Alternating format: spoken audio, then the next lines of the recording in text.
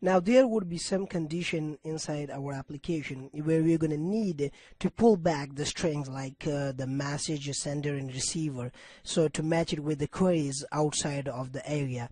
So to do that, we're going to have to select it from the table, and we're going to have to run a query that would be actually a selective query. For that purpose, we actually use in Android SQLite database, we use a concept of cursor. Cursor allows us to select the queries from the database within a very finite set of area. So what I'm going to have to do is I'm going to create a cursor in here. I'm just going to press enter, and so I'm going to use a public cursor, that will be, and get string sender string receiver. So I'm going to only pull that receiver and sender from that one. That's it. Now it is asking to add the return statement in here. So in order to pull back something, or in order to insert something, we're going to have to get the permissions of that database, that is get writable database. So for that purpose, what I'm going to have to do is I'm going to use SQLite database. DB is equal to get writable database. That's it. I'm going to save it. I'm going to create a string to hold on a query for selecting something from the database. So string select query is equal to, I'm gonna use like select from, and then plus table name messages, that is actually the table name. So select every row and everything from the table name messages where message sender plus like. So what does like? The like operator is used for searching a specified pattern in the column. So that is one of the most important thing. Like is actually very important when you put a like s%, like I'm just going to give it an example, s%.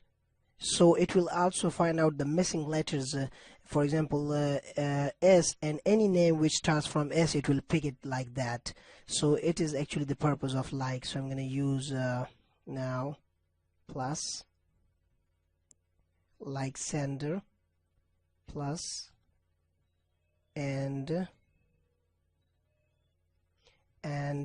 message receiver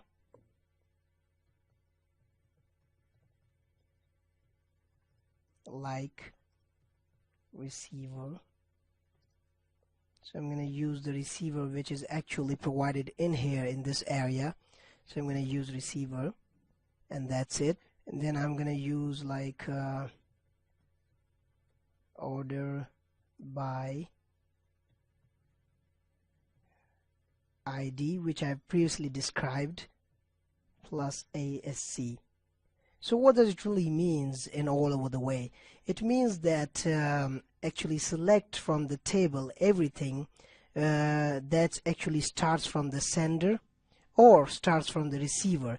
Means that the sender and receiver both should be packed up and should be ordered in ascending order by their index ID. Now the last thing I'm going to have to insert is the unimplemented method. So I'm going to insert the unimplemented methods, and here we have now the unimplemented method. So this method means that if your database version is very old, then you should upgrade. And the next thing is that if the database version is not supportable, then you should drop it. So what you're going to have to do is you're going to have to use db dot xzsql, and then you're going to provide the drop database query in here. So I'm going to use table message drop, and that's it.